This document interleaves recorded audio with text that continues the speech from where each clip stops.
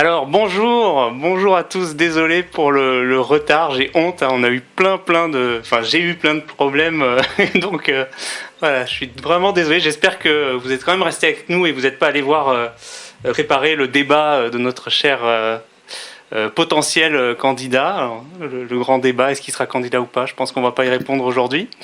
Mais aujourd'hui, on va avoir un invité encore mieux, et je pense que ça va être encore plus intéressant. Avec une émission, on va parler plutôt drogue et ruralité. Alors, j'ai mis ruralité avec un S, parce que les sociologues, ils aiment bien faire ça, ils prennent un mot, ils mettent un S, et ça fait de suite beaucoup plus, beaucoup plus sujet de thèse ou quoi. Mais d'abord, avant de recevoir notre invité, je voulais présenter, bien sûr, Emmanuel, que vous connaissez. Merci Emmanuel. Comment vas-tu? Bonjour à tous. Ça va bien. Bon, merci de ton soutien, hein, parce que je crois que sans toi, je crois que ce serait difficile. Alors, ouais, d'abord, voilà, on se présente. Julien, médecin, pas de conflit d'intérêt. Donc, Emmanuel. Alors, attends, je te présente. T'es pas sur l'écran encore, mon cher ami. Je te présente tout de suite à nos invités. Emmanuel, elle s'est présentée. J'ai pas entendu. Oui. T'as déclaré tes conflits d'intérêt avec Sanofi et tout ça? Non. Bon, ça va, tu n'en as pas. Alors, et bien sûr, je vous prie d'accueillir notre invité. Donc là, tu es à l'écran, Florent Schmitt. Je te laisse te présenter. Bonsoir à toutes et à tous. Donc, moi, je suis doctorant en sociologie qui tente de terminer sa thèse et je suis aussi enseignant non titulaire à Sciences Po Lyon. Et voilà. Alors, qu'est-ce que c'est enseignant Enseignant non titulaire, ça veut dire que je n'ai pas de poste pérenne, mais que j'ai un contrat à durée déterminée qui se terminera un jour et qui consiste à donner des cours qui ressemblent beaucoup aux cours que donnent les titulaires, sauf que je n'ai pas les mêmes droits et je n'ai pas le même salaire. Je pensais que c'était intéressant que tu parles aussi de la précarité. Peut-être qu'on aura l'occasion d'en reparler tout à l'heure, mais du fait que les chercheurs en ce moment ne sont pas non plus les mieux lotis, surtout depuis la loi LPR, loi programmation recherche. Oui, tout à fait. Oui, c'est un très très vaste sujet, mais oui, je partage ton sentiment. Voilà, en tout cas, encore tout notre soutien à tous les chercheuses et les chercheurs, hein, parce que c'est vous qui faites avancer la science, et c'est pas les vulgarisateurs YouTube. Voilà, tiens, j'envoie un peu des scuds au passage. Non, mais les deux sont importants, mais faut pas oublier que la recherche c'est aussi un travail et qu'il faut aider, que les chercheurs aient les conditions de travail correctes. Voilà, il faut des postes. Pardon, je t'ai coupé. Je dis, il faut des postes. Exactement. Alors, je vais vous proposer que on commence. Alors, juste peut-être, je vous rappelle le sommaire de l'émission et après on revient vers toi, Florent. J'essaie juste de trouver ma petite souris. Hop.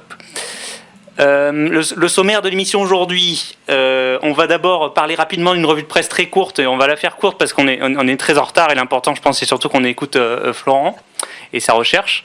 Et puis on fera peut-être aussi très court la présentation du livre que j'ai découvert grâce à toi d'ailleurs, Florent, et je te remercie. Et puis après on parlera plus avec toi de plusieurs choses, mais notamment dans le sujet de thèse. Et puis voilà, on parlera un peu des drogues, des ruralités, comment les deux interagissent. Et puis voilà. Allez, je vous propose tout de suite par la revue de presse qu'on va faire très courte aujourd'hui.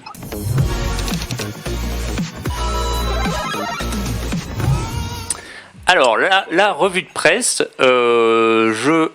j'essaie de retrouver mon ordi. Tac. Non, ça c'est mon adresse IP, vous n'en avez pas besoin. Il y avait un article que je voulais vous présenter. Ça, il ne faut pas que vous regardiez. Hop. Un article, c'était lequel que je voulais vous présenter? C'était... ah oui, l'article. Alors attendez, ce que je vous propose... Parce qu'évidemment, avec tous les problèmes que j'ai eus, rien n'est préparé. Manu, est-ce que tu as quelque chose à présenter pendant ce temps? Alors, j'avais pensé à parler d'un sujet qui a un petit peu circulé dans les médias et sur les réseaux sociaux là, ces 2 derniers jours, qui était le problème des médecins agresseurs sexuels. Donc, on a eu... En fait, il y a une association qui s'appelle Stop VOG, Stop aux violences obstétriques et gynécologiques, qui a diffusé une enquête qu'ils ont fait à propos d'un gynécologue spécialiste de l'endométriose et sur la base de témoignages de patientes du coup absolument atroces de la façon dont se passaient les consultations, avec des violences vraiment insoutenables en fait à lire de ce gynécologue. Et c'est un sujet qui traîne quand même depuis longtemps, en fait trop longtemps, et sur lequel il se passe pas énormément de choses. C'est-à-dire que c'est assez rare que ces grands professeurs soient effectivement mis devant ces maltraitances, et qu'on en parle réellement dans les grands médias. Et ça tombait en même temps que une enquête de l'association Pour une meuf, donc pour une médecine féministe unie et engagée, qui parlait de la façon dont les médecins, entre eux, peuvent aussi avertir lorsqu'ils savent qu'un de leurs confrères est une personne qui commet des violences sexuelles en fait sur les patientes, sachant que on a le devoir de confraternité qui rend très très compliqué le fait de pouvoir dénoncer des agissements d'un collègue. Donc j'ai trouvé que en fait ces deux informations qui arrivaient un petit peu en même temps, c'était très intéressant, parce que généralement on a comme ça des personnes, des médecins en fait qui vont commettre des violences sexuelles sur des patientes, et on se retrouve avec comme seule réponse de dire il faut que les patientes témoignent, il faut que les patientes portent plainte, alors qu'on parle quand même d'un sujet très grave où évidemment les victimes sont traumatisées, et c'est pas du tout évident de leur demander à elles de faire tout ce travail. Donc c'était super intéressant, j'ai trouvé, qu'il y ait cette enquête de Pour une meuf qui essaye vraiment d'indiquer aux médecins comment nous on peut faire quelque chose quand on est au courant de ce genre de choses, parce que généralement c'est des choses qui sont sues de beaucoup de gens. Et d'autre part que l'affaire du gynécologue spécialiste de l'endométriose sorte vraiment dans la presse nationale et qu'on parle vraiment de ces choses-là. Alors du coup, pendant que tu parlais, je montrais le site de Pour une meuf, et elles ont sorti, donc effectivement, comme tu disais, il y a deux articles en fait. Le premier date du 15 septembre où elles montraient que c'était difficile, voilà, l'impossible enquête, et que je vous conseille de lire, qui montre comment effectivement, comme tu disais, que c'est difficile à cause de, ils le disent, la confraternité, et elle montre qu'en plus c'est un sujet sur lequel on ne peut pas enquêter. Enfin, c'est toute une omerta, comme d'habitude, comme on avait parlé il y a quelques semaines. Et en fait, je viens de voir, en fait, pendant que tu parlais, qu'elles ont sorti la suite de cette enquête, enfin l'épisode 2, mais que j'ai pas lu, j'avais pas vu qu'il était sorti, qui s'appelle Lutte contre les agresseurs sexuels, donc le 2/2. Donc là, je lisais en diagonale pendant que tu parlais, mais ça a l'air plutôt de quelles sont les voies de recours. Mais voilà, donc elles ont fait un boulot vachement bien, et on les salue. Voilà pour une meuf. Je voulais vous parler d'un article que je vais essayer de vous retrouver, qui parlait celui-ci de drogue, parce que comme ça ce sera un peu sur le sujet du jour. Enfin plutôt de l'accès ou des difficultés d'accès à la naloxone. Donc la naloxone qui est un antidote à la morphine, en tout cas aux intoxications qu'on peut avoir avec les opiacés, l'héroïne, etc. Je vais y arriver. Et du coup, il y avait eu un communiqué, mais ça, c'était il y a 2 semaines. J'essaie de le retrouver là pendant que je vous parle. Parce qu'effectivement, il y a des difficultés pour avoir accès à la naloxone, et notamment, voilà, je vous ai retrouvé le communiqué ici. Il y avait plein d'assauts que Florian, tu connais sûrement, Psychoactif, la Fédération Addiction, non, ils sont pas dedans. Bon, mais il y en a plein en tout cas. Il y a Assud évidemment, hein, Assud qui sont une association d'autosupport des usagers de drogue, l'association Gaïa aussi qui intervient auprès qui ont un bus en fait et qui permet de faire des consultations, de distribuer des seringues, etc. Tout ça on en reparlera, mais toutes ces associations, donc on fait un communiqué commun pour en fait dire que elles souhaitent qu'on facilite l'accès à ce médicament-là qui sauve des vies. Hein. C'est-à-dire que quand vous faites, vous le savez hein, sûrement si vous nous regardez, mais si vous faites une overdose, hein, parce que c'est un médicament pour les overdoses, donc c'est grave les overdoses, mais il se trouve qu'il y a un médicament qui pourrait marcher pour ça et qui pourrait sauver des vies en fait. Et en fait, il y a des grandes difficultés d'accès. D'abord parce que c'est sur prescription pour l'instant, et il y a tout un enjeu lié aux difficultés d'accès à ce médicament-là. Pardon, je vous ai pas précisé, mais on parle de l'analoxone intranasal, c'est-à-dire que vous le mettez, vous faites pouf un truc dans le nez. Et donc ça nécessite pas, si vous voulez, d'avoir un geste compliqué du genre une voie veineuse ou des trucs comme ça, parce que moi je connaissais moi j'ai déjà utilisé l'analoxone en voie veineuse, mais dans le nez je l'ai jamais vu faire, mais j'ai vu des topos là-dessus et ça a l'air de bien marcher en fait. Et donc c'est idéal si vous avez un patient dans le coma sur une overdose, vous lui faites l'analoxone intranasal et ça va lui sauver la vie. Mais voilà, donc ils disent que c'est toujours alarmant et qu'il y a toujours des difficultés d'accéder à ce médicament-là, et il y a des difficultés aussi de coordination entre les pharmacies et les XAPA. Donc les XAPA c'est les centres j'oublie toujours le S. J'ai révisé, je vous jure, avant de venir, mais avec tous ces trucs. Alors, je suis désolé de couper, mais en fait, je vous entends absolument plus. Ah bon, tu nous entends plus? Ah, c'est bon, là, je t'entends. Bon, je disais rien d'intéressant, t'inquiète pas. Non, j'ai juste été resté à naloxone, mais très bien. Voilà. Bon, et du coup, voilà. Et donc, je trouvais que c'était intéressant. Donc, c'était un communiqué assez vieux. Mais c'est vrai que c'est un enjeu aussi, l'accès pour les gens et pour les XAPA, pour les CARUD, pour les associations d'usagers, pour les usagers eux-mêmes, qu'ils aient accès dans la poche, entre guillemets, ou accès facilement à ça, c'est quand même un enjeu important, un peu comme les patients allergiques peuvent avoir leur adrénaline dans la poche. Mais voilà, il y a toujours des difficultés à l'accéder.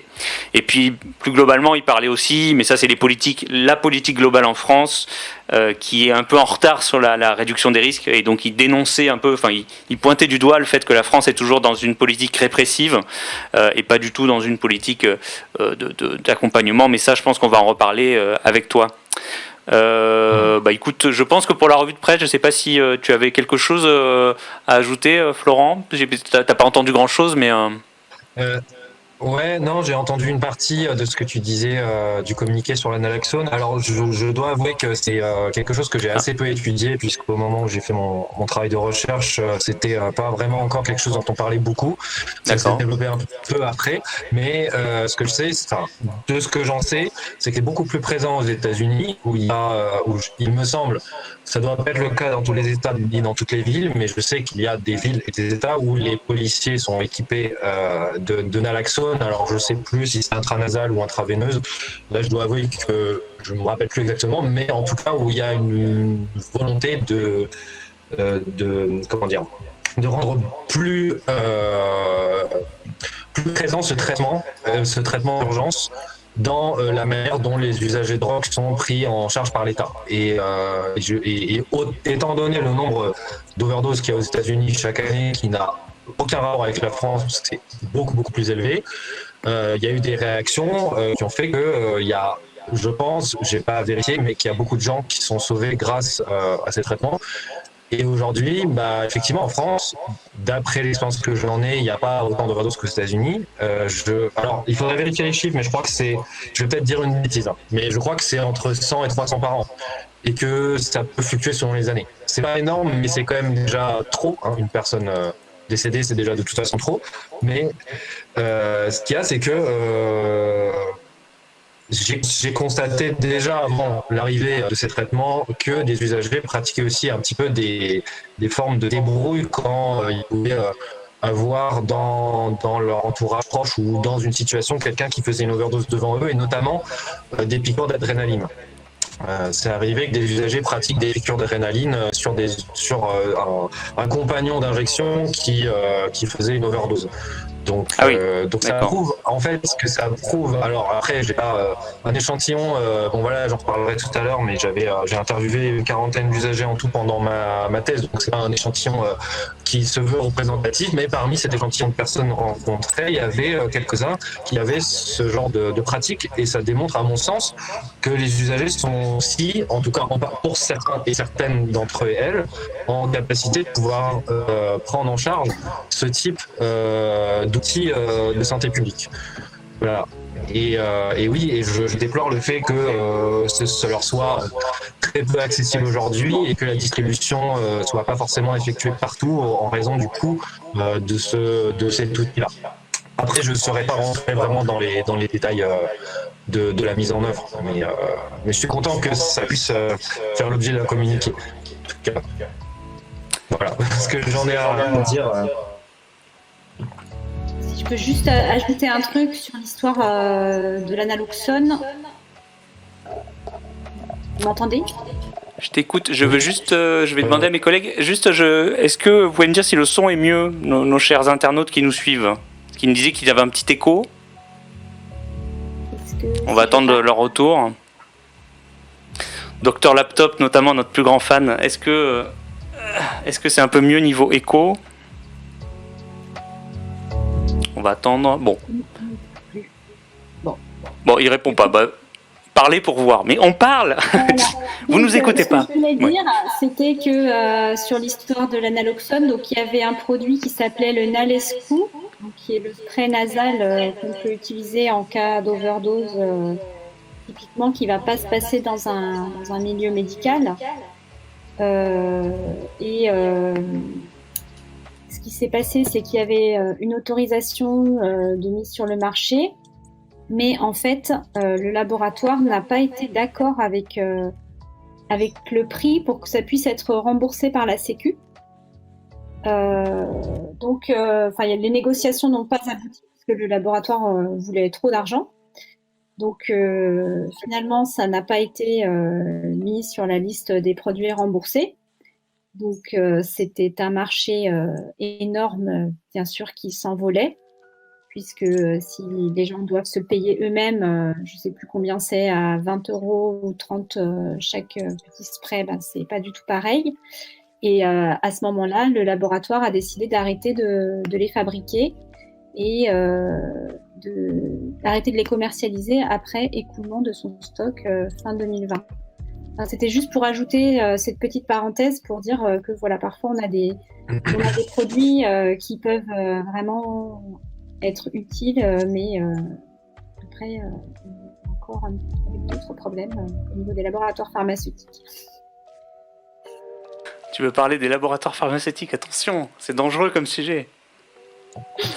Bon, non, mais merci. Je pense qu'on va changer de sujet parce que déjà, on est arrivé, je trouve, les micros sont un peu mieux. Je pense qu'on va passer rapidement sur le livre du jour. Et après, on va parler avec toi, Florian. Désolé pour tous les petits problèmes techniques, mais c'est un peu le bordel aujourd'hui, comme d'habitude. Alors, je vous propose qu'on passe sur le livre du jour. Ça va être court et ensuite, on parle avec Florent. Ok.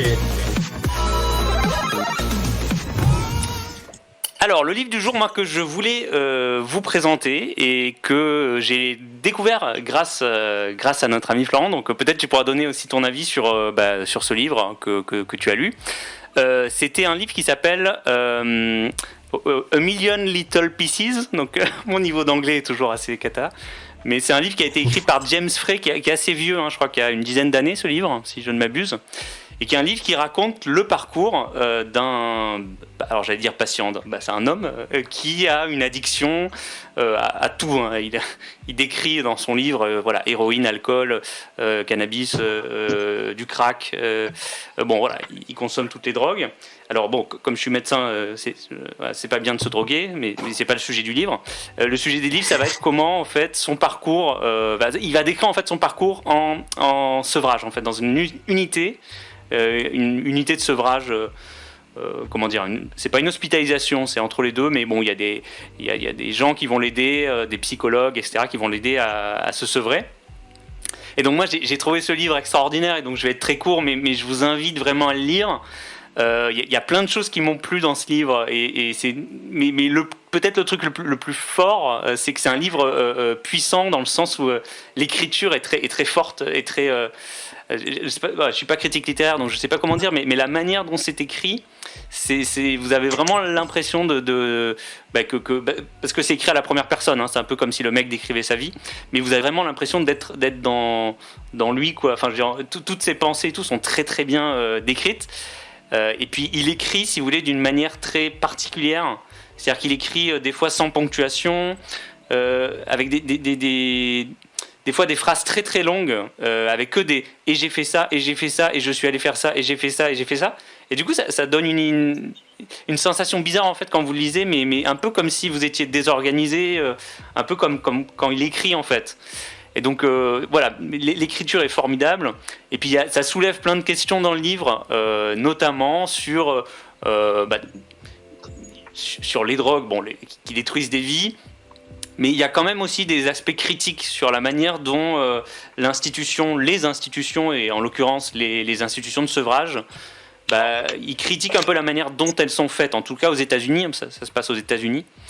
Ils critiquent la manière dont ils appliquent un peu des règles, ils font appliquer en tout cas aux patients qui viennent des règles un peu arbitraires, et lui il interroge un peu ça, cet arbitraire de... Par exemple, il y a cette règle où ils n'ont pas le droit de parler aux meufs, quoi, vraiment, il y a une ségrégation, très très entre hommes et femmes, et lui, il comprend pas très bien. Puis dans le livre, vous allez voir que il va peut-être trouver l'amour, je ne dis rien, mais en tout cas, il critique un peu ces règles absurdes avec on leur demande en plus de faire des travaux un peu dégradants. Dans l'idée que ça va les remettre dans un cadre, dans le cadre de la société, mais lui, ça lui convient pas. Et puis et je finirai là-dessus, il y a deux choses aussi qui sont fortes dans ce livre. La première chose, il décrit la stigmatisation des personnes usagères de drogue quand elles vont chez les médecins ou les dentistes. Et en l'occurrence, il va chez le dentiste, et c'est une scène atroce. Franchement, vous pouvez pas lire ça sans avoir envie ça fait des hauts le cœur, quoi. Il vous décrit la douleur qu'il a, parce que le dentiste dit qu'il n'a pas le droit de lui mettre de dentalgique, parce qu'il est drogué, donc les drogués n'ont pas le droit d'antalgique. Voilà. Le dentiste est très... Bon, je sais pas pourquoi, mais en tout cas c'est comme ça. Et donc du coup, il opère ses dents sans aucune anesthésie. Et dans le livre, il vous décrit ça, mais c'est horrible. C'est vraiment... Mais c'est super bien décrit, quoi. Donc voilà, ce côté où il interroge aussi la stigmatisation des usagers de drogue dans les lieux de soins. Et puis la dernière chose, c'est la critique qu'il a... ça, je vous l'ai déjà dit, un peu du sevrage tel qu'il est pensé, c'est-à-dire avec beaucoup de culpabilisation, cette idée un peu morale catholique, en tout cas, si tu te drogues, c'est que tu as péché, donc il faut te repentir de tes péchés, qui est, je pense, plus prégnante aux États-Unis qu'en France, mais peut-être on pourra demander ce que tu en penses, mais aux États-Unis, parce qu'il y a une grande influence des alcooliques anonymes, clairement, les alcooliques anonymes, ils disent que pour se repentir, il faut parler à Dieu, il faut suivre la voie de Dieu, et donc il y a tout un discours sur la culpabilisation, la repentance, sur le fait que si vous vous droguez, c'est que vous êtes quelqu'un de mauvais, qu'il faut se repentir de ses péchés. Et donc ça, il critique beaucoup ça, et lui il dit mais moi c'est pas du tout ça qu'il me faut, les alcooliques anonymes ça me convient pas, je suis athée, je crois pas en Dieu, machin. Voilà, donc tout ça il interroge ça, mais je sais pas, je sais pas si tu veux en parler un peu de ce livre, puisque c'est un peu toi qui m'as donné envie de le lire, cher ami. Ouais, alors je dois avouer que je suis assez touché par tout le descriptif que tu viens de faire, parce que j'ai été marqué par les mêmes choses que toi. Donc, du coup, tu fais parfaitement la transition avec ce que j'avais envie de partager. Donc après, déjà, oui, je partage le fait que ce livre est écrit d'une manière extrêmement forte. Les mots sont tamponnés sur une page comme à un rythme important, où il a une écriture directe. On a l'impression qu'il écrit un petit peu de manière automatique, et où il y a une très forte présence des émotions, donc c'est vraiment bouleversant à lire. Et oui, je confirme, si vous lisez ce livre, et au moment où vous arrivez à la scène sur le dentiste, donc il faut mettre un gros trigger, parce que moi, personnellement, ça m'a soulevé l'estomac. C'est une scène qui n'est pas évidente, mais néanmoins intéressante. Et sinon, pour rebondir sur ce que tu disais, donc tu as très bien, effectivement, c'est une institution qui est basée sur le sur un fonctionnement proche des alcooliques anonymes et leur déclinaison qui est les narcotiques anonymes, qui sont effectivement beaucoup plus présents aux États-Unis, mais qui sont aussi un peu présents en France, mais relativement discrets, puisque le traitement, disons, des usagers de drogue pour les aider à sortir de l'abstinence est beaucoup plus médicalisé aujourd'hui avec les traitements de substitution que ne repose sur des traitements qui sont, du coup, sans la présence de médicaments et fondés, comme tu l'as un peu dit, sur un rapprochement avec Dieu. Alors, dans le livre, effectivement, on voit que James, donc le nom du personnage principal, va devoir suivre ce programme où il faut qu'il s'en remette un petit peu à Dieu, même si on comprend, je crois, alors je sais plus exactement si c'est précisé ou non, mais en fait, les patients de la clinique sont censés entendre un peu ce qu'ils veulent derrière Dieu. C'est-à-dire qu'il n'y a pas forcément besoin d'être croyant. Il faut que ce soit considéré comme une sorte de force spirituelle qui vient aider les individus à sortir de la dépendance. Et en fait, c'est ça le principe sur lequel reposent les alcooliques anonymes, c'est de substituer la dépendance à un produit à une dépendance spirituelle.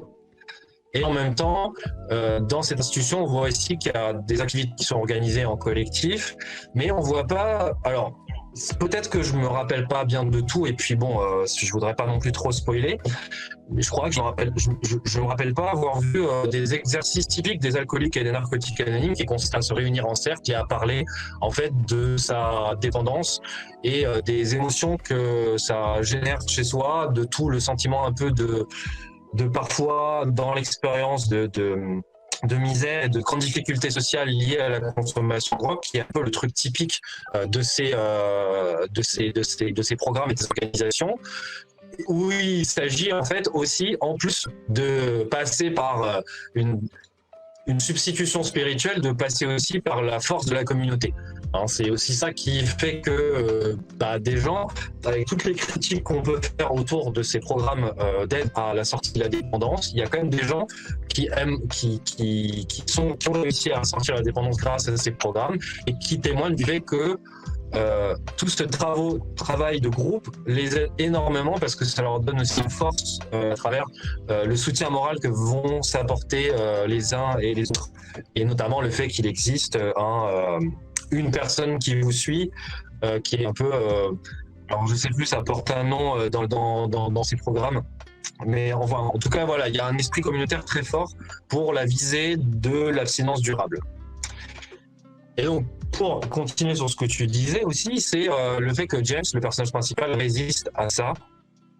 Et voilà, se considère pas forcément... Alors, je sais plus s'il se considère ou non... Enfin, s'il accepte l'assignation de malade, parce que c'est ça aussi qui ressort du discours des alcooliques anonymes, c'est qu'on considère que si vous êtes dépendant et que vous perdez le contrôle du produit, c'est que vous êtes malade. Donc, ça entre vraiment dans... l'évolution de la perception des usagers de drogue à partir des années 70-80 où ils sont pathologisés, c'est-à-dire on considère que la dépendance à la drogue est une maladie. C'est plus simplement une déviance, c'est aussi une maladie. Et ça, moi, alors forcément, ça a fait écho à des choses que j'ai pu voir sur mon terrain. C'est-à-dire que quand vous rentrez dans une institution qui vous considère comme malade et veut vous accompagner vers l'abstinence, du coup, ça a fait un choc un peu identitaire. Pour certaines personnes en tout cas, parce que comme montre très bien Goffman dans Asile, c'est que les institutions vont être obligées de demander un effort de participation à la fois émotionnel, cognitif, verbal de la part des personnes qui en sont les destinataires et qui sont les reclus. Et qu'en fait, ça demande à ces personnes de s'accepter aussi comme des individus malades, ou pour la question de l'institution totale de Goffman dans Asile, comme entre guillemets fous. Et ça, c'est pas forcément évident pour les individus. Et James met en place aussi des résistances face à ça, parce qu'il refuse de suivre le programme tel qu'il est pensé des 12 étapes des alcooliques anonymes. Et bon, j'en dis pas plus sur la façon dont il va arriver à maîtriser sa dépendance, mais moi, ça m'a fait beaucoup penser aux centres de prévention, de réduction des risques et de soins modernes, qui pour le coup sont très différents de ces institutions totales comme celles décrites par James, mais qui néanmoins nécessitent de passer par une certaine forme de catégorisation de leur public, qui est du coup n'est plus le malade ni le dépendant, mais l'usager de drogue. Et même un terme un peu plus neutre qu'usager de drogue peut être perçu comme stigmatisant, parce que bon, en général, l'usage de drogue, ça renvoie rarement à quelque chose de positif dans l'imaginaire commun. Et il y a un effet aussi d'intériorisation de cet imaginaire commun ou ces représentations négatives. Et en fait, j'ai constaté dans mon travail de recherche qu'il y a aussi des formes de résistance de la part des usagers à ces assignations. La résistance qui finissent par un peu tomber quand, à force d'être en interaction avec les professionnels, ils comprennent qu'ils ne sont pas perçus que à travers le prisme de leur consommation, mais qui nécessitent un temps en fait d'adaptation dans ces institutions pour rentrer dans une relation de confiance qui va permettre ensuite de procéder à des accompagnements, des aides, des conseils, de la prévention, etc., etc. Et en tout cas, c'est un truc qui est assez structurant dans le fonctionnement de ces institutions. Voilà, j'espère que j'étais clair. Donc voilà, moi j'ai pensé à tout ça, alors j'ai pensé à plein d'autres trucs, mais je sais pas si tu as envie que je développe plus sur le livre. Voilà, parmi les Non, le livre, on peut juste conseiller aux gens qui nous regardent de le lire. Hein. J'ai vu là, il était pas très cher, je crois, mais en e-book parce qu'il est assez vieux, donc mais vraiment on vous le conseille. Et juste pour vous, parce qu'il faut quand même parler de juste 2 minutes du scandale qu'il y avait eu, parce que il y avait eu un scandale parce que Oprah Winfrey avait dit que ce livre était super, elle l'avait présenté aux États-Unis. Et en fait, elle était très déçue et elle l'a exprimé à la télé parce qu'en fait, il se trouve que James Frey n'a pas vraiment. Enfin, au début, il disait que c'était autobiographique et en fait, on s'est aperçu, parce qu'il y a plein de gens qui ont enquêté, que c'était pas vraiment autobiographique.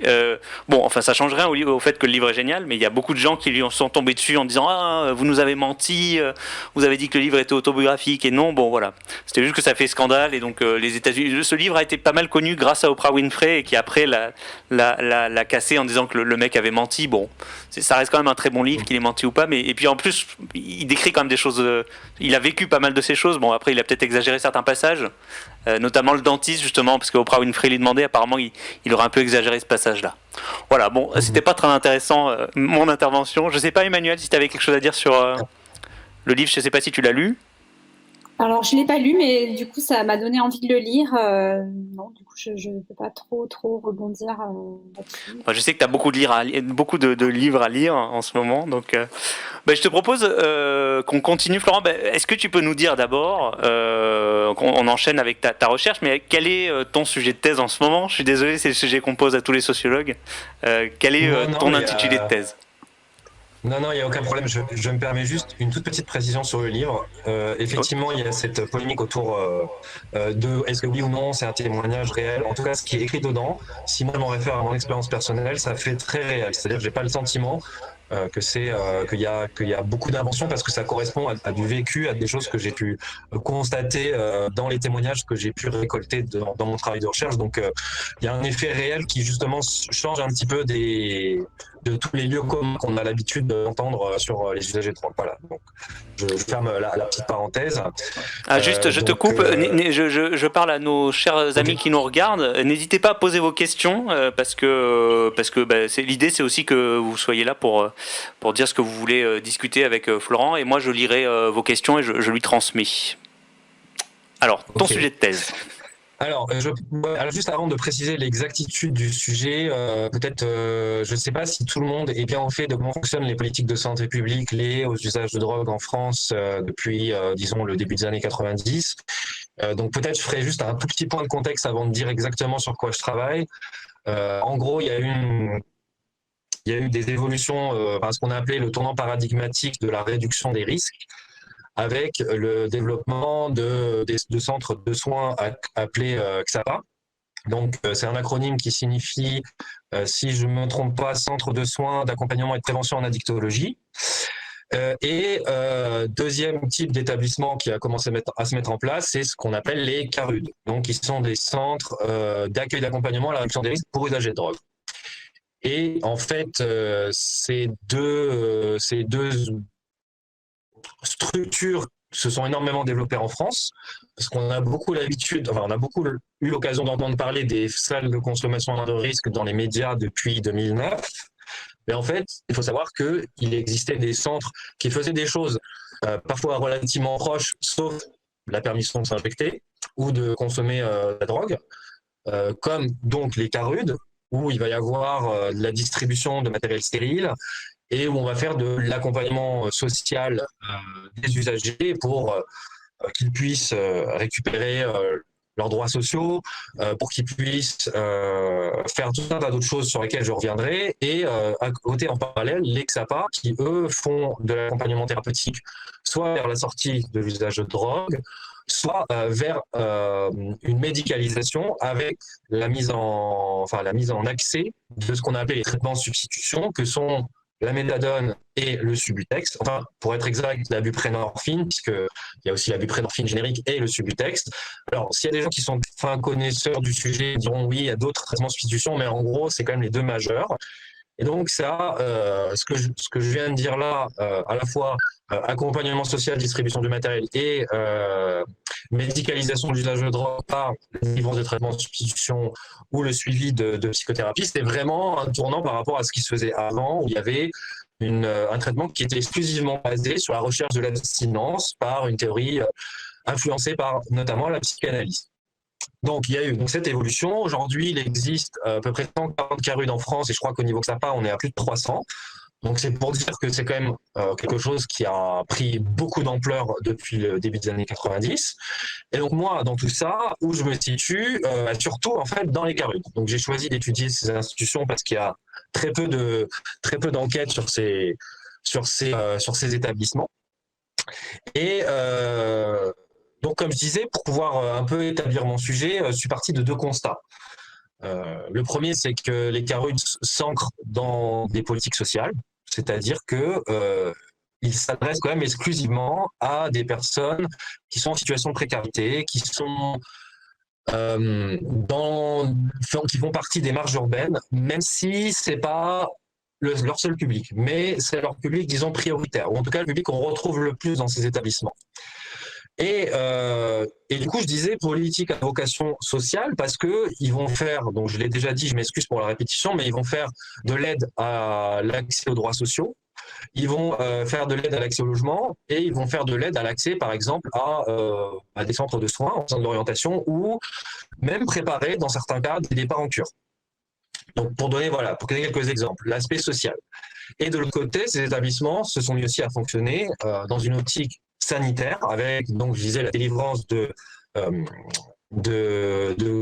matériel d'injection stérile en accès libre et gratuit pour pouvoir réduire les risques d'infection au VIH ou à l'hépatite C auxquels s'exposent les usagers de drogue en ce moment, mais aussi en faisant de la diffusion de messages de prévention autour de ces risques d'infection virale, mais aussi autour des overdoses, comme tu en as parlé tout à l'heure, et autour de tout un tas d'autres risques liés à l'usage de drogue, comme les infections bactériennes et le risque aussi d'avoir des champignons quand on injecte. En plus de ça, donc il y a aussi maintenant la distribution de matériel de kit crack, parce que quand on consomme du crack en inhalation, donc avec des pipes, on risque aussi des risques de transmission VIH ou hépatite C.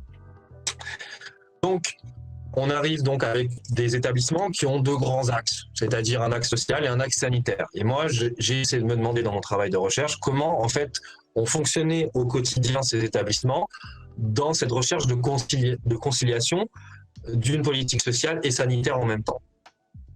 Voilà, donc c'est un peu ça la problématique que j'ai posée. Donc après, je ne sais pas si je détaille tous les axes de ma thèse, mais en gros, j'ai étudié un peu ce travail de conciliation qui est mis en œuvre donc par les professionnels qui travaillent dans ces établissements, qui sont exclusivement des travailleurs sociaux, mais où il y a aussi des infirmiers, des infirmières, très rarement des médecins et aussi très rarement des psychologues. Alors peut-être avant de parler, avant de développer ton plan, concrètement, tu as fait quoi comme méthodologie? C'était t'as passé du temps dans ces structures? Combien de temps? Et est-ce que tu as fait des entretiens? Ouais. Alors, pour précision, encore une fois, je ne sais pas quel est le public qui regarde l'émission, mais il faut savoir qu'en sociologie, c'est des gens sympas. Non, mais j'en doute pas. Mais je veux dire par là, je connais pas leur profil professionnel, leur sensibilité scientifique, et je voulais juste faire une précision, peut-être qui sera de trop, mais qui me semble important, c'est que je crois, contrairement aux aux sciences médicales, on fonctionne pas sur le modèle hypothético-déductif. C'est-à-dire que nous, on passe plutôt par un modèle qu'on appelle l'induction analytique. Donc, on n'a pas forcément d'hypothèse qu'il va s'agir de vérifier. Bien sûr, on a des hypothèses au départ, mais elles se vérifient jamais quand on essaye après un long travail de terrain. Et l'idée, c'est que voilà, pour nous, parce qu'en fait, on reproche souvent, et ça me paraît important de le préciser à la sociologie, de pas être une vraie science parce qu'on fait du quali, parce que c'est pas forcément représentatif.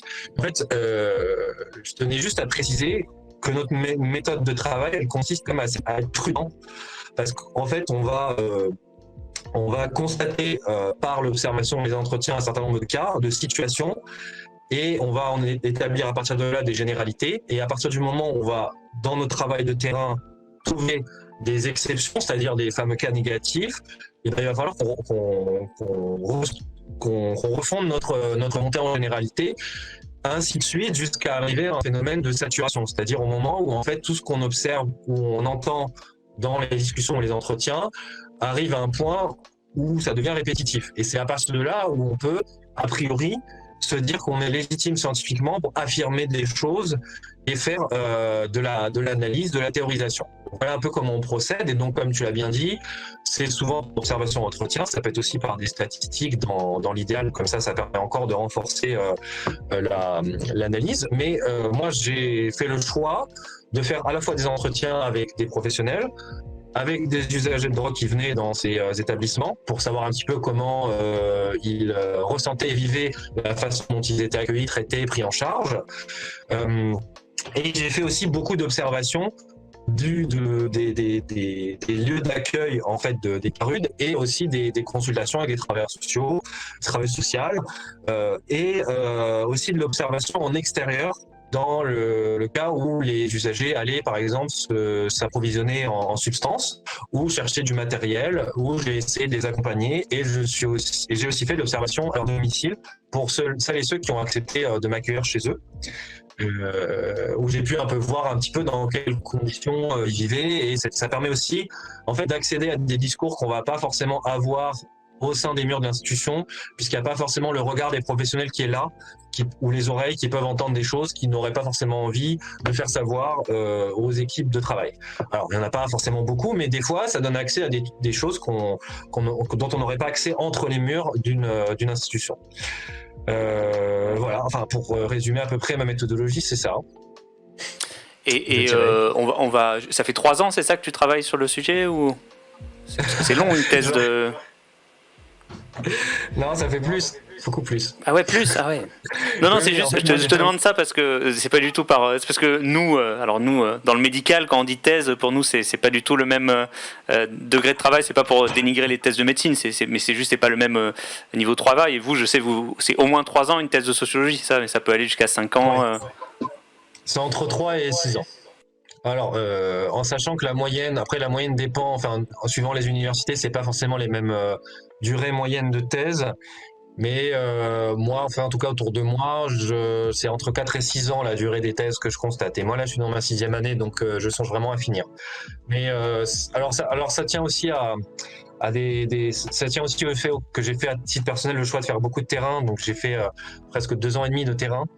Parce que bon, j'ai pas parlé d'un 3e terrain. Enfin, j'ai oublié de préciser dans ma méthodologie que j'ai fait un terrain comparatif, c'est-à-dire que j'ai pas fait un seul CARUD, mais j'en ai fait 2, et ils étaient situés dans des espaces territoriaux très différents, à savoir une grande ville et une petite ville où il y a à côté des espaces ruraux. Et j'ai cherché à faire une comparaison en me fondant sur l'idée que le territoire d'implantation des structures avait un effet sur les pratiques professionnelles. Et c'est aussi ça qui a pris du temps en fait, de faire une comparaison. Parfois c'est assez exigeant pour pouvoir comparer ce qui est bien comparable et réussir à accéder un peu au même niveau d'information dans les 2 terrains, ce qui est pas forcément évident à faire. Donc pour répondre à ta question, c'est aussi ça qui a pris du temps, et c'est aussi le fait que pendant la thèse on fait d'autres activités que la recherche, à savoir l'enseignement. Et aussi d'autres recherches parfois parallèles qui m'est arrivé de faire. Donc ça explique pourquoi des fois c'est un peu long. Voilà. Alors justement, on avait une première question, mais du coup, ça va permettre de commencer à parler de plein de sujets. Donc, il y a Scrabouillette qui demande, elle dit au Canada, dans les salles de consommation à moindre risque, qui sont improprement appelées salles de shoot, se sont développées à l'initiation d'associations c'est dur à dire, d'usagers de drogue, et du coup ceux-ci sont impliqués dans les structures en tant qu'employés et décideurs et décideuses. Est-ce qu'un fonctionnement un peu semblable existe en France? Alors Slow Press lui a déjà répondu que dans certaines structures oui. Je ne sais pas si en France, toi, dans les stages, pardon, dans les terrains que tu as fait, il y avait cette participation des usagers. Alors oui, tout à fait, parce que les CARUD, comme les XAPA, en tout cas centres de prévention, centres de soins, sont soumis à la loi alors je crois que c'est la loi de 2002 sur la nécessité de faire participer les usagers dans une optique de développement d'une démocratie sanitaire. Et pour le coup, ces institutions ne sont pas du tout les seules à faire ça. C'est normalement tout le secteur médico-social qui est censé développer ce type de configuration. Donc voilà, donc du coup, désolé pour la petite coupure pour ceux qui regardent cette vidéo en replay. Donc tu étais en train, on avait discuté un peu déjà des ruralités, de ce que ça voulait dire. Oui. Et tu disais qu'il y avait différentes zones urbaines, périurbaines, que aussi selon les ruralités, donc selon en Espagne, c'est pas les mêmes drogues d'ailleurs que près d'Amsterdam. Enfin bon, il y a plein de variétés du fait des répartitions différentes des gens et puis des répartitions différentes des drogues, etc. Et toi, en termes de accès aux soins, alors aux soins, en tout cas au CARUD et au XAPA, est-ce que tu as vu est-ce qu'il y a des différences qui te paraissent pertinentes ou... Oui. Alors là, de ce point de vue-là, effectivement, c'est une des différences avec les zones plus urbaines, c'est qu'il y a une implantation des centres de soins et des centres de prévention ou de réduction des risques comme les CARUD, qui sont beaucoup moins présents sur ces territoires. Notamment parce que la densité populationnelle est beaucoup moins importante, et ça fait que le public qui est susceptible d'aller dans ces structures, pour une part, se situe juste à côté de ces établissements, donc ils n'ont pas particulièrement de difficultés d'accès sur le plan géographique, mais il va y avoir une autre partie des usagers qui sont susceptibles de recourir à ces structures, qui vont être assez éloignés par rapport aux usagers qui vivent dans les grandes villes où il y a un maillage territorial de ces structures qui est plus dense, et qui vont devoir faire davantage d'investissement dans la mobilité pour pouvoir s'y rendre. Ce qui fait que mécaniquement, vous avez des inégalités d'accès en matière de mobilité par rapport aux moyennes et aux grandes villes. Et c'est aussi lié, pas seulement à la distance géographique, mais au faible maillage en transport en commun, en termes de train notamment, ou de bus, qui est beaucoup moins développé en fait dans ces territoires. Que ce soit le périurbain d'ailleurs. En termes de fréquence de passage des bus ou des trains que de durée des trajets à réaliser, que du coup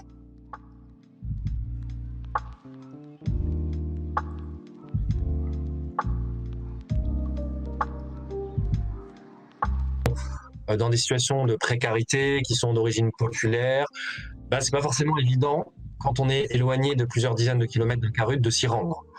C'est même assez difficile. Donc, donc il y a des inégalités de facto d'accès. La voiture, c'est quelque chose qui avait été dit aussi dans pas mal d'études. Alors, l'étude Trend, là, c'est ça, Trend qui avait été fait, je crois, avant toi. Je crois qu'il soulevait ça, le fait que la voiture, c'était pas quelque chose que tout le monde avait. Et que du coup, ça introduisait des inégalités d'accès de déplacement, quoi. Ouais, tout à fait. Oui, parce que alors il y a d'une part la question du coût, c'est-à-dire que comme c'est assez bien démontré maintenant, c'est-à-dire que les personnes qui sont issues des classes populaires et en particulier les franges les plus précaires des classes populaires sont aussi les catégories, disons, sociales qui ont le moins facilement accès à la fois au permis, à la fois à un véhicule individuel et à la fois à la capacité de pouvoir entretenir le véhicule, parce que au-delà des pannes qu'il peut y avoir, et notamment parce que ça peut être aussi plus souvent des véhicules d'occasion, donc plus de chances de tomber en panne. Au-delà des pannes qu'il faut avoir, il faut payer l'assurance aussi. Et puis il faut payer les péages, il faut payer les licences. Et pour les revenus qui sont assez faibles, c'est vraiment pas évident d'assurer ça, ce qui fait que certains sociologues ont expliqué que si un ménage populaire avait la voiture, ça sert à faire ce qu'on appelle des déplacements dans le territoire du proche, c'est-à-dire qu'on va s'en servir pour aller chercher les enfants à l'école, pour aller faire des courses, mais pas pour se déplacer vers un centre de soins ou un centre de prévention éloigné de 30 à 40 km. En tout cas, c'est moins fréquent, moins commun et moins facile. D'autant que y a aussi des personnes qui, du fait de l'usage de stupéfiants, ont été contrôlés par la gendarmerie et ont perdu leur permis parce que ils ont consommé certains stupéfiants. Donc ça fait encore que c'est un public qui va être plus désavantagé pour l'accès à ces structures pour toutes ces raisons.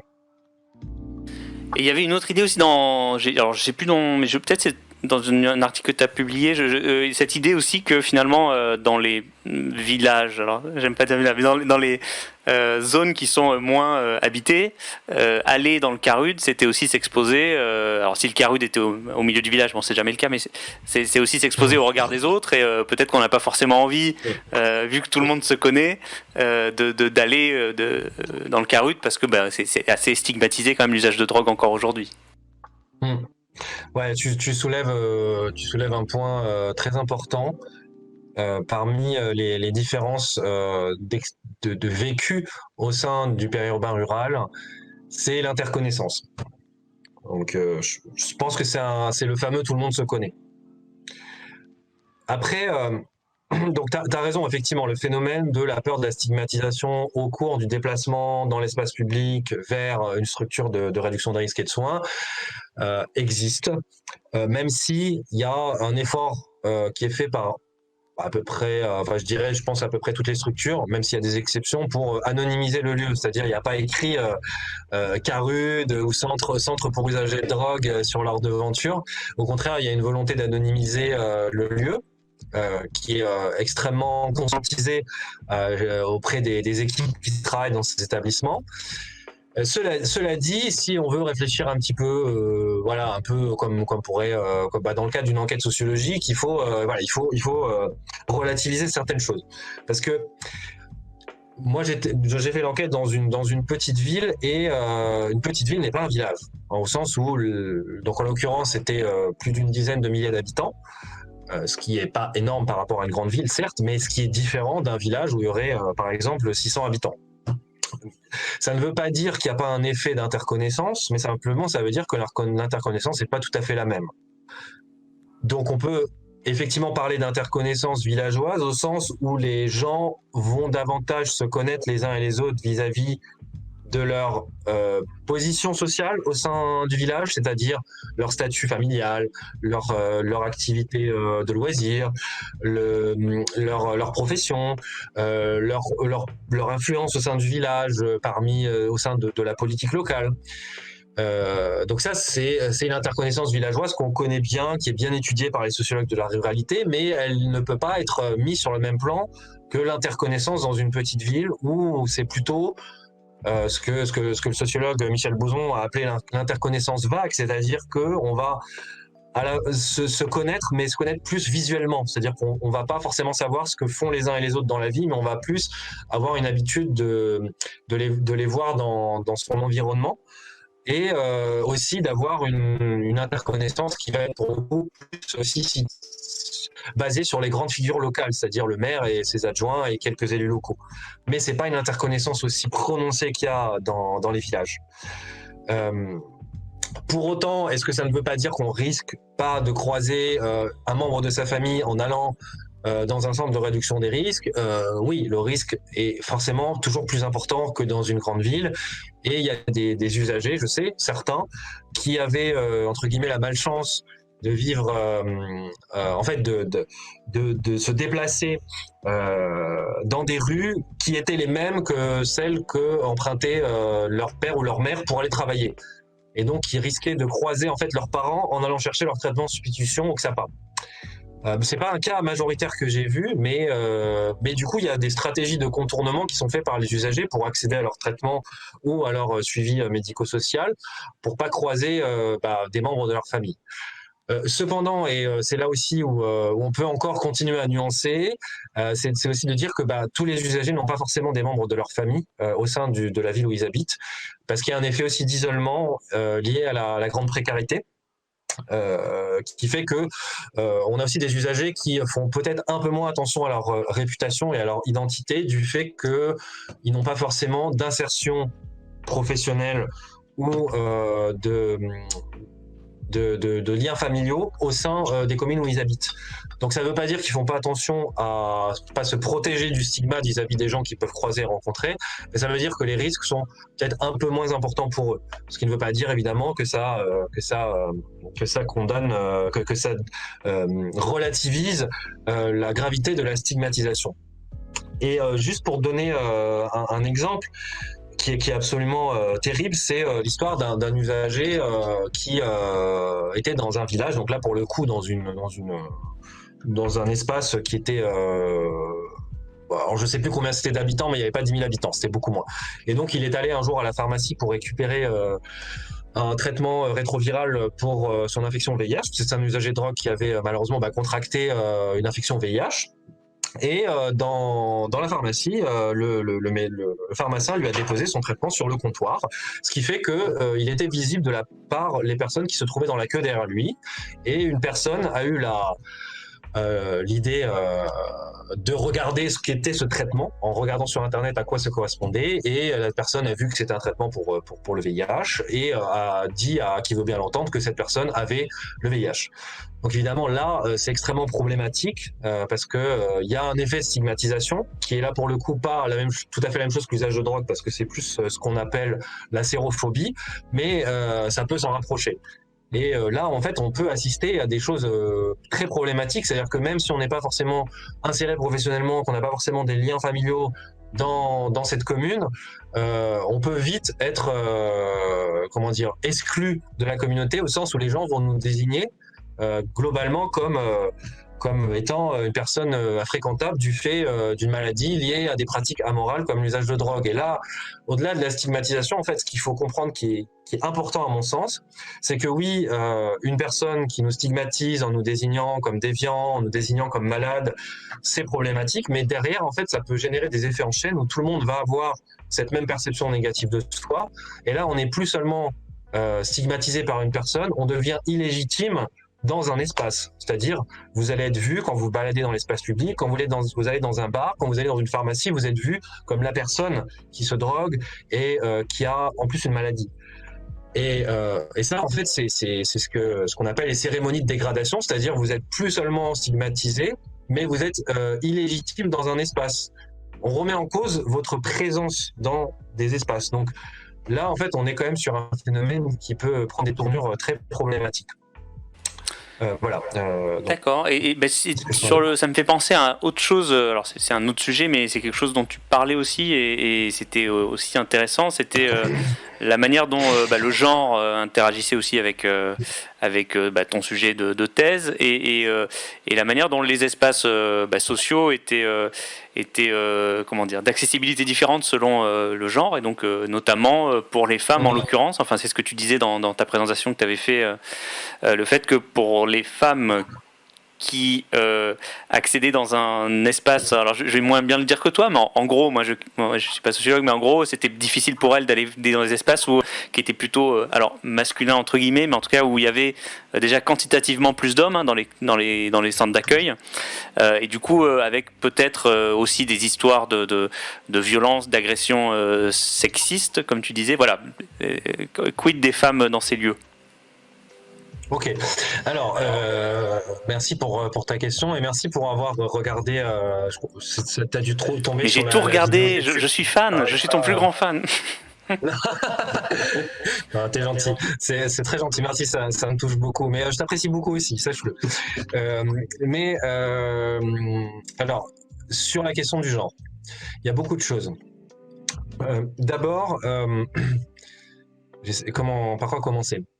Alors d'abord, en fait, il faut savoir que les structures de réduction des risques, et notamment les CARUT que j'ai étudiées, sont situées dans des espaces stratégiques où il va y avoir une plus forte représentation de consommateurs de drogue à proximité. Donc notamment les lieux où on vend de la drogue, ou aussi des lieux où on consomme, parfois même l'espace public. C'est un peu ce qu'on a appelé les scènes ouvertes. Donc ça, c'est plutôt une stratégie d'implantation qu'on peut voir dans les grandes villes, où ce sont des phénomènes qui sont beaucoup plus développés. Mais dans les petites villes, la recherche de proximité dans les lieux où le public est le plus souvent susceptible de se trouver, ça va être donc plutôt des quartiers populaires où on va y avoir de la revente et de l'usage, même si bien entendu, ce ne sont pas les seuls lieux où on vend de la drogue et où on en utilise. Donc déjà, il faut contextualiser à ça. Pourquoi je fais cette contextualisation? Parce qu'en fait, quand vous fonctionnez sur ce principe de proximité territoriale, ça signifie que pour les usagers de drogue, le fait d'aller à un CARUT, ça signifie aussi être en situation de présence sur l'espace public avec des usagers que vous êtes susceptibles de connaître. Et ça, en fait, ça implique que quand vous êtes engagé dans des relations amicales, des relations amoureuses ou des relations aussi tarifaires basées sur le travail du sexe, de tomber en fait sur des personnes avec lesquelles vous avez eu des rapports intimes. Alors évidemment, je mets absolument pas sur le même plan une relation amoureuse et la prostitution ou les activités type travail du sexe, bien entendu que non. Mais dans les deux cas, ça peut impliquer des violences, puisqu'on sait que les femmes qui se prostituent pour pouvoir se procurer de la drogue sont beaucoup plus susceptibles que le reste des femmes de subir des violences sexuelles ou des violences physiques. Alors pour tout un tas de raisons que je vais pas détailler parce que c'est assez long. Et en parallèle de ça, il y a aussi le fait que quand des femmes sortent avec d'autres usagers de drogue hommes, donc là on parle de relations hétérosexuelles, il peut y avoir bien sûr, comme chacune sait, des violences dans le cadre d'une relation amoureuse et de commises par les hommes. Et ce qui signifie derrière que quand vous allez au CARUT, en tant que femme, vous risquez en fait, de tomber sur vos agresseurs, sur les personnes qui ont commis des violences envers vous, et ce qui implique derrière le fait soit de devoir supporter cet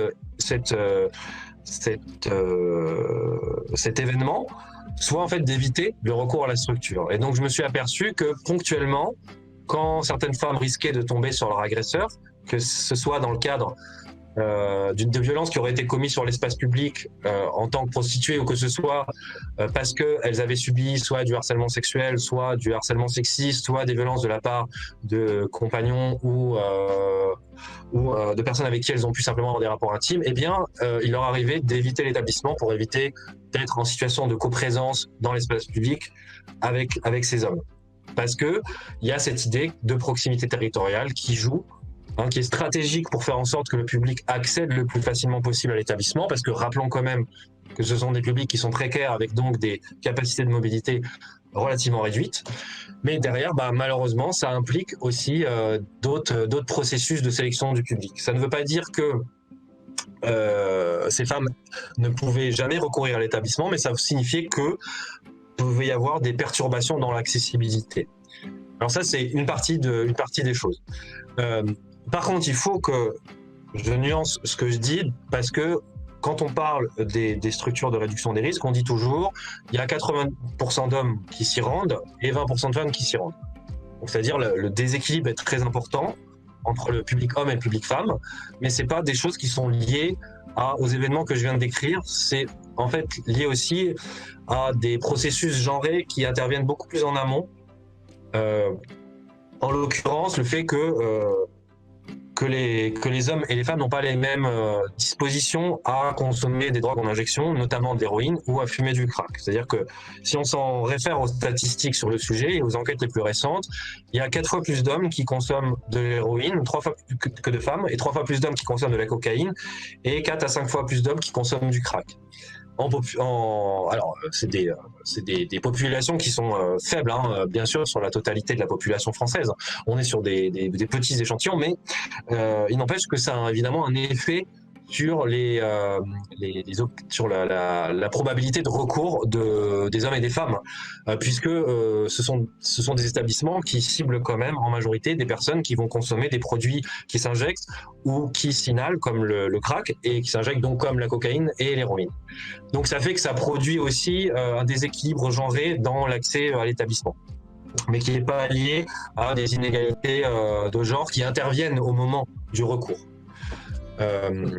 Voilà. Après, au-delà de ça, je pourrais rentrer dans d'autres détails pour expliquer que dans ces établissements, il y a une mise en accès d'un espace collectif où les gens peuvent se reposer, s'asseoir, discuter, passer un temps de convivialité, et où on constate que quand même ce sont exclusivement des hommes qui occupent ces espaces, parce que il y a ça devrait normalement sortir dans un chapitre d'ouvrage, j'espère bientôt. On attend des confirmations, mais il y a d'autres effets qui jouent pour expliquer que c'est pas seulement juste des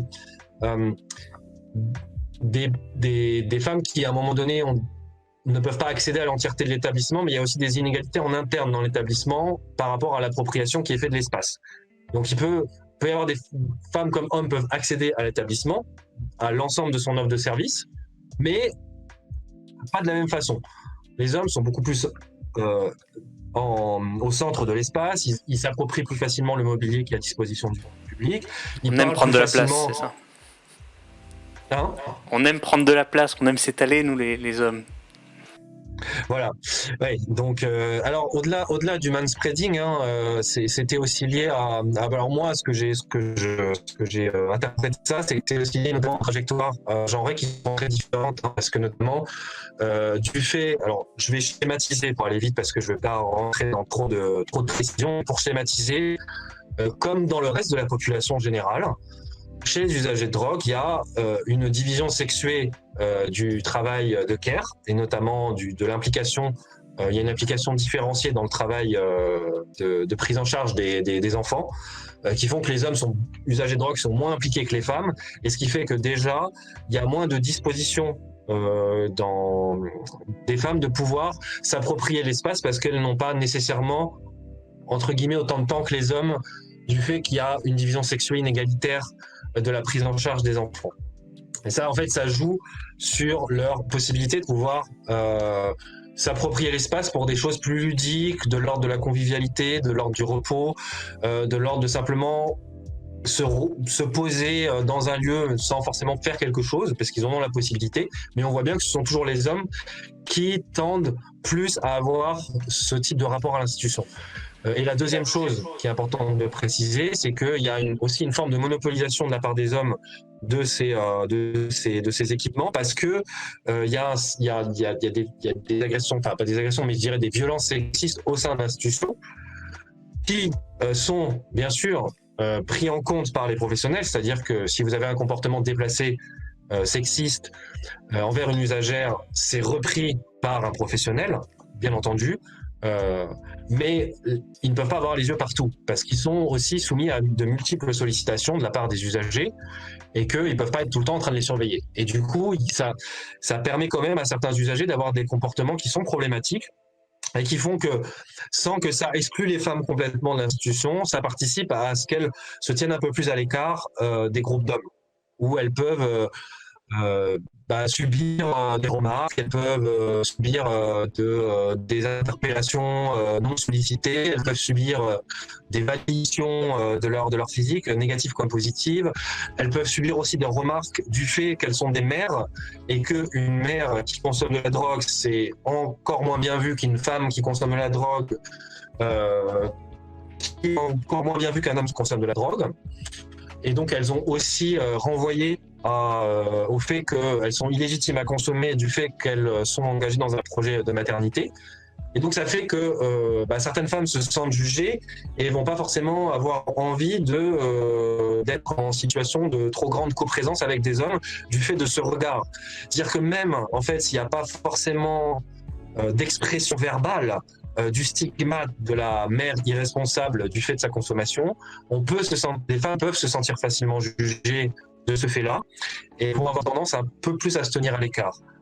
Donc ça m'a amené un petit peu à dire que finalement l'ordre du genre dans les institutions, il n'est pas seulement du fait des institutions, des professionnels qui peuvent aussi responsabiliser les usagères avec des injonctions à incarner leur féminité, mais ça va être aussi des injonctions qui vont venir du public lui-même.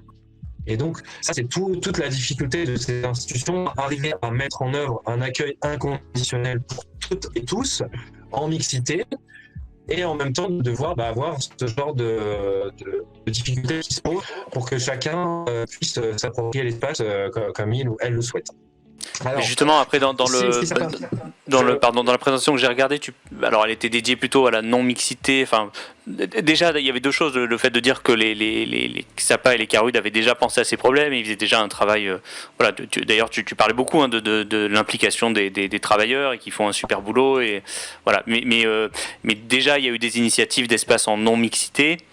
Et voilà. Et toi, tu avais assisté à ça, je crois. Ben non, du coup, je suis con. Non, tu peux pas. Non, si.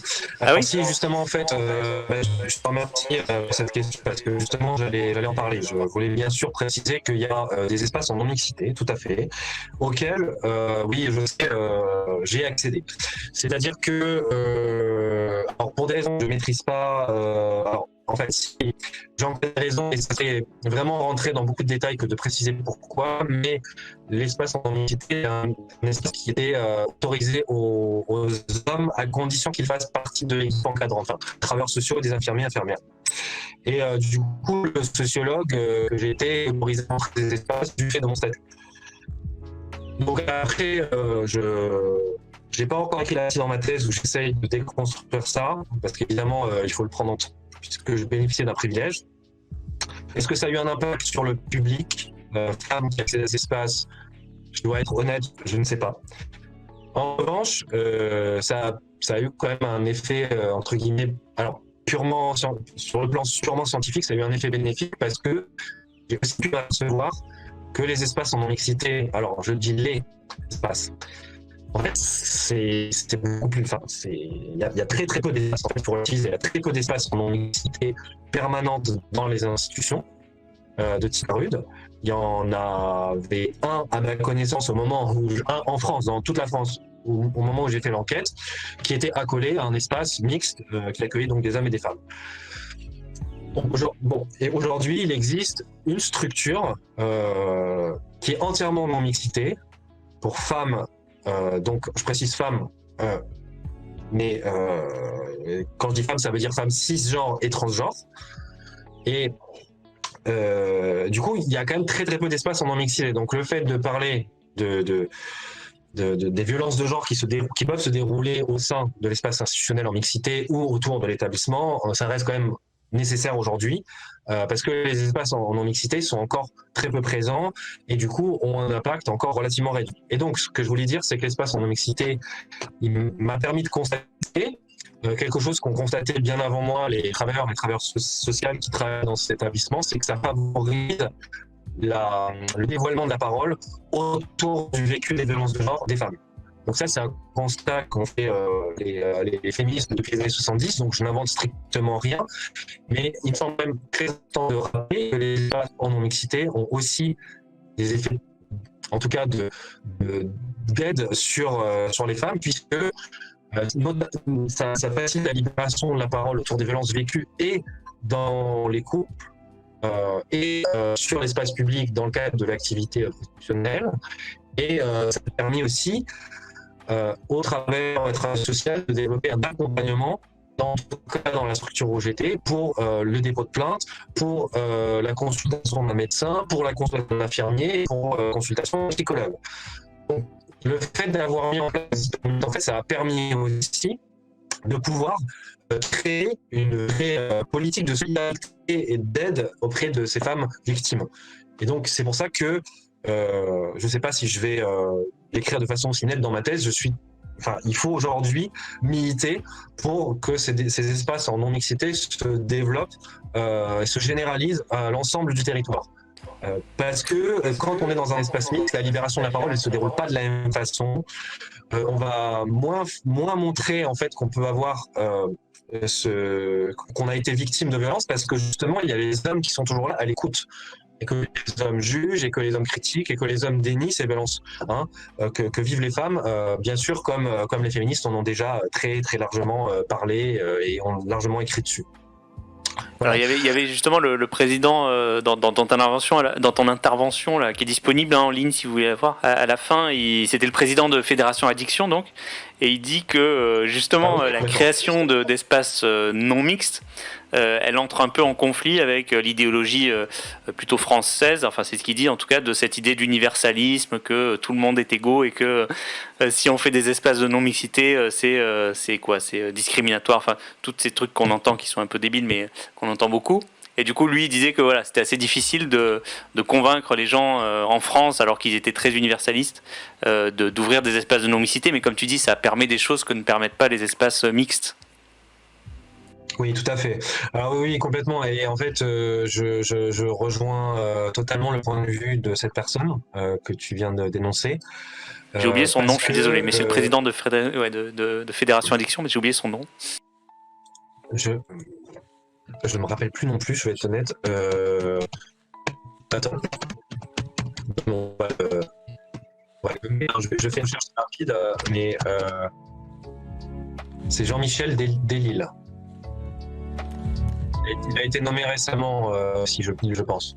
Bon, en tout cas, je suis totalement d'accord avec ce qu'il dit, parce que c'est aussi une spécificité des politiques publiques françaises en matière d'usage de drogue et en matière de traitement de la précarité, notamment toutes les autres politiques sociales qui ne ciblent pas nécessairement les usagers de drogue, mais qui vont peut-être cibler les personnes qui ont des hébergements précaires ou qui sont sans abri, fonctionnent aussi sur le principe de la mixité, beaucoup plus que dans d'autres pays, par exemple, comme le Canada, qui ont développé des politiques où il y a une recherche de séparation entre les hommes et les femmes dans les structures, et où il y a des études qui montrent bien que ça a une pertinence en termes d'efficacité de travail, en termes d'efficacité d'accompagnement, parce que ça favorise la présence des femmes dans l'institution, et qu'au-delà en fait de la libération de la parole des femmes, ça favorise ne serait-ce que leur présence et leur égalité d'accès aux services au même titre que les hommes. Donc quand on entend dire que l'universalité de l'accès c'est discriminatoire envers les hommes, en fait, c'est l'inverse qui se passe. C'est que l'universalisme, ça génère un traitement, ce qu'on a appelé au masculin neutre, qui fait qu'on se retrouve dans des cas rudes avec des situations de quasi non-mixité, mais masculines, alors même que ce sont des établissements qui sont mixtes. Donc en fait, c'est vraiment idéologique d'affirmer que la non-mixité volontaire au profit d'une recherche d'égalité entre les hommes et les femmes serait idéologique ou discriminatoire, parce que en fait finalement c'est l'inverse qui se passe quand on cherche à mettre en place une politique justement universelle d'accès. Donc voilà, je trouve ça toujours complètement effarant en fait d'entendre ce genre de choses. Ouais, je suis d'accord, mais bon. On l'entend beaucoup sur plein de sujets. Oui, mais voilà, après ça rejoint d'autres choses, je pense, sur d'autres types de politiques, dans d'autres espaces, dans d'autres lieux et d'autres contextes. Oui, complètement. Bon, bah écoute, il est déjà 21h20. Je sais pas s'il y avait un sujet que tu voulais aborder qu'on n'avait pas eu le temps, quelque chose qu'on n'aurait pas... Enfin, j'imagine qu'il y a plein de sujets, parce que bon... Ouais. Mais... Oui, carrément. Je sais pas. Il y a plein d'autres choses auxquelles j'avais éventuellement pensé parler, mais je sais pas combien de temps tu voudrais qu'on parle encore, une dizaine de minutes, c'est ça? Moi, j'ai le temps que tu veux, tu sais, mais après, ça va être long, c'est pour toi. Mais moi, en fait, je pense que le jeu, on pourra pas le tester. J'avais prévu de le tester, mais ça va être trop long et c'est pas très intéressant. Je préfère qu'on t'écoute sur peut-être des sujets qu'on n'a pas abordés. En tout cas, moi, de ce que j'ai préparé, j'avais préparé que ces sujets-là, mais... D'accord. Si, il y a une chose, c'est-à-dire, je sais pas si les gens qui écouteront se poseront la question, mais il y a la question qui, comme je disais au départ dans la vidéo, j'avais fait un terrain comparatif et entre une grande ville et une petite ville, et une question qui m'a beaucoup préoccupé pendant mon travail de recherche, c'est de savoir c'est quoi les différences en fait. C'est-à-dire, à partir du moment où on change de territoire d'implantation de la structure, qu'est-ce que ça implique comme différence dans les pratiques professionnelles? Et en fait, si je pouvais un peu développer ce point, qui peut-être intéresse les spectateurs et spectatrices, eh bien, j'ai un peu remis en question mes hypothèses de départ parce que j'ai aussi assisté à des similitudes plutôt que des différences. Et quelque chose qui m'a marqué, c'est que il y avait dans les deux établissements que j'ai étudiés des difficultés d'accès. En tout cas, les professionnels rencontraient des difficultés d'accès à distribuer le matériel de prévention à l'entièreté des usagers qui pouvaient en avoir besoin. Au sens où l'offre était difficile à diffuser à l'ensemble de la demande qu'il pouvait y avoir en matériel. Et ça, c'était une difficulté qui se retrouvait dans les deux établissements. Et ce que ça impliquait pour les établissements situés donc en zone périurbaine rurale, mais ça concernait pas seulement l'établissement que j'ai étudié, mais aussi d'autres établissements situés dans les mêmes territoires, c'est que du fait de la distance géographique des usagers, d'une partie des usagers, c'était pas forcément évident de leur donner accès à du matériel. Et donc, ce que faisaient les professionnels pour pouvoir leur donner accès à du matériel, c'est qu'ils se déplaçaient en camion, en camping-car ou en camionnette pour aller faire de ce qu'on appelle de l'aller vers dans leur commune, hein, pour se rapprocher géographiquement d'eux, plutôt que d'attendre que ces usagers viennent alors qu'ils n'en ont pas forcément ni les moyens ni le temps pour des raisons donc que j'ai évoquées tout à l'heure, de faible maillage en transport en commun et de difficultés de conservation d'un véhicule individuel. Mais ce dont je me suis aussi aperçu, c'est que ça suffisait toujours pas pour faire en sorte que les usagers puissent avoir assez de matériel à leur disposition pour pouvoir consommer et donc ne pas prendre de risques, et ils inciter de façon comment dire, sans jamais forcer, mais en tout cas, ils essayaient de mobiliser un peu leurs usagers pour qu'ils distribuent eux-mêmes du matériel. C'est-à-dire aux usagers qui venaient soit au camping-car, soit directement à l'établissement, ils leur disaient prenez plus de matériel, comme ça vous en donnez aux usagers que vous connaissez de votre réseau pour pouvoir diffuser plus facilement le matériel. Donc il y avait ce premier phénomène-là. Donc, gardons ça à l'esprit et maintenant passons à l'autre établissement où c'était complètement différent en fait. Mais il y avait ce même problème de difficulté d'accès parce que là, pour le coup, on se trouvait dans une grande ville où il y a plus de structures, où les usagers n'ont moins de difficultés géographiques à aller dans les structures. Mais comme il y avait une sous-dotation en financement pour pouvoir constituer des stocks de matériel dans ces associations, ils étaient obligés de limiter leur délivrance de matériel. Et donc, ils disaient aux usagers, alors là, c'était des kits base, hein, donc c'était des kits d'inhalation pour le crack. Ils disaient aux usagers, finalement, faites attention à bien conserver votre matériel et en prendre soin, parce que on va pas pouvoir en distribuer plus de temps par jour. Donc là, je vais pas trop donner d'infos, parce que suivant les établissements, la limite de matériel n'était pas la même. Donc si je dis de la limitation de matériel, ça risque de désanonymiser l'espace, enfin l'institution, et je voudrais pas que ce soit le cas. Du coup, ce que ça entraînait derrière, c'est que du fait qu'il y avait une limitation de matériel, eh bien, les usagers se mettaient à revendre parfois leur kit d'inhalation auprès de d'autres usagers. Et ceux même qui vendaient parfois leur kit d'inhalation se retrouvaient dans des situations où ils étaient obligés d'en acheter auprès de d'autres. Et qui dit donc financement, enfin dit donc achat, ça suppose que derrière le produit, le matériel avait été aussi acheté avec de l'argent qui a pu être fait dans le cadre du travail sexuel ou dans le cadre de revente de drogue ou dans d'autres cadres.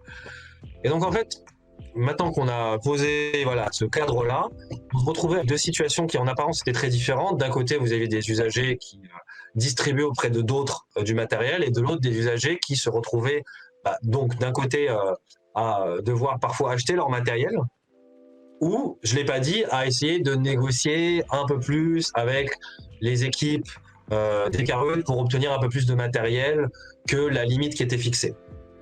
Et donc dans les deux cas, il y avait, à mon sens, en tout cas c'est comme ça que j'essaie de l'aborder dans l'écrit que je vais faire sur ça, il y avait un travail en fait qui était effectué par les usagers. Il y avait un effort, une implication, si on veut, de la part des usagers pour pouvoir obtenir du matériel. C'était pas juste, on vient dans une institution, on reçoit un service qu'on est censé avoir gratuitement, mais d'un côté, on prend en charge des stocks de matériel qu'on va distribuer à d'autres dans le périurbain rural, de l'autre, on va acheter du matériel ou négocier un peu plus frontalement avec les professionnels pour en obtenir davantage.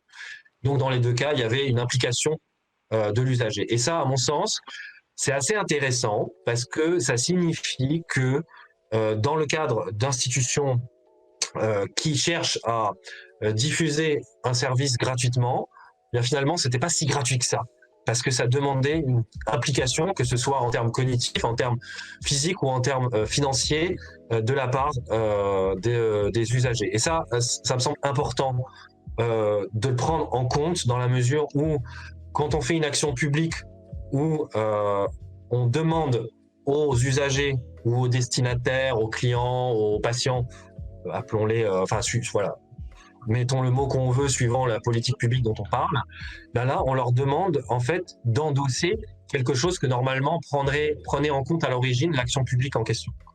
C'est-à-dire, les usagers participent à la production de l'action publique dont ils sont les destinataires. Et ça, moi, je trouvais que c'était un résultat intéressant et ça m'amenait un peu à faire des rapprochements avec une sociologue que j'aime beaucoup, qui s'appelle Marianne Dujarier, et qui a étudié ce qu'elle appelle le travail du consommateur, c'est-à-dire le fait que dans les entreprises privées aujourd'hui, enfin pas aujourd'hui, mais même comme aussi dans le passé, mais en tout cas depuis un certain nombre de décennies, je dirais peut-être, il y a une délégation du travail de l'entreprise vers le client. Donc par exemple, quand vous allez acheter votre billet SNCF sur votre ordinateur ou en borne automatique, en fait, c'est une délégation du travail qui est fait par l'entreprise qui lui permet de rationaliser ses coûts.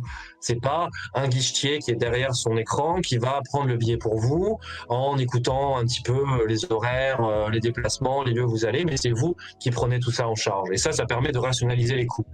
Mais en fait, on avait un phénomène un petit peu similaire qui se déroulait aussi dans ces structures, même s'il n'est pas totalement comparable. Mais en tout cas, il y a l'idée d'une externalisation du service. Et voilà, le parallèle me semblait intéressant et c'était un point que voilà dont j'avais envie de partager avec toi, avec vous ce soir. Voilà, je sais pas si c'est intéressant. Oui, ça. Mais c'est l'idée. Est-ce que c'est l'idée d'une responsabilisation, c'est ça aussi. C'est l'idée que on essaie maintenant de responsabiliser, mais c'est plutôt en fait des délégations de tâches ou c'est pas. J'ai mal compris. Ouais. Oui, c'est-à-dire qu'il y a une délégation des tâches et à la fois il y a effectivement aussi une responsabilisation dans la mesure où quand on demande aux usagers de prendre vraiment bien soin de leur matériel parce qu'il y en a à disposition mais en quantité limitée, eh bien ça demande pas seulement une responsabilisation autour des risques qu'on va prendre en consommant, puisque quand on utilise le matériel, il faut respecter un certain nombre de règles d'hygiène, un certain nombre de précautions, un certain nombre de gestes. Et là, on demande aussi en plus de prendre en charge la manipulation même du matériel pour qu'il ne s'use pas trop vite ou qu'il ne soit pas exposé à être cassé ou qu'il ne soit pas être exposé à des intempéries. Parce que si vous avez un kit d'inhalation qui se met à pleuvoir dehors et que vous consommez dehors, votre kit... il est un peu, il est endommagé. Donc il y a aussi un renforcement de la responsabilisation qui est dû à des phénomènes qui dépassent un peu ces structures et qui sont liés à des difficultés de financement qu'elles peuvent connaître, ou en tout cas des sous-dotations en financement pour ce qui est de la distribution du matériel. Donc c'est toujours très important quand on fait une enquête en sociologie ou dans d'autres sciences sociales de prendre en compte l'argent. C'est-à-dire de combien disposent ces associations pour agir et faire ce qu'elles sont censées faire. Ne pas prendre en considération la question financière, c'est manquer aussi certains aspects du travail des professionnels et les contraintes dans lesquelles s'inscrit l'activité. Et oui, l'argent, c'est important dans le monde dans lequel on vit. Je crois que ce sera une belle conclusion. Non mais écoute, merci, je pense qu'on a discuté de pas mal de choses. Alors je suis désolé parce que c'est vrai que normalement ça devait être interactif, mais du fait de problèmes techniques on n'a pas pu, mais les gens peuvent te contacter sur Twitter. Oui, ou par mail, je sais pas si le chat est accessible pour que je mette mon adresse, mais s'il y a besoin, il n'y a pas de problème. Je sais pas si le chat est accessible, hein.